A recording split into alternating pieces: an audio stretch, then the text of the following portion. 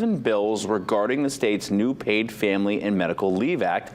Most would repeal or delay the law. Some would protect the program. Beginning in May of next year, eligible workers will be allowed 12 weeks off for issues such as family or medical leave. It also includes safe leave and military deployment. Mainers began paying for the program in January. Supporters of the program argue Mainers shouldn't have to choose between taking care of loved ones or bankruptcy.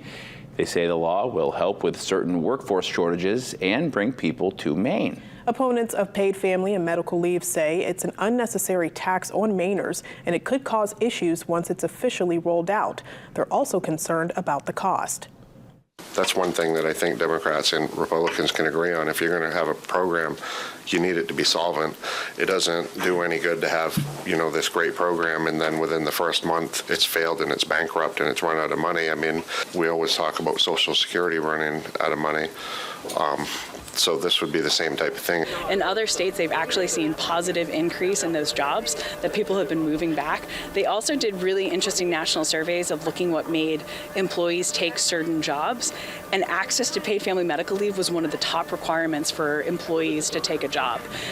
The 13 bills, both for and against paid family and medical leave, heard in committee today, will now move to work sessions where they will be voted on.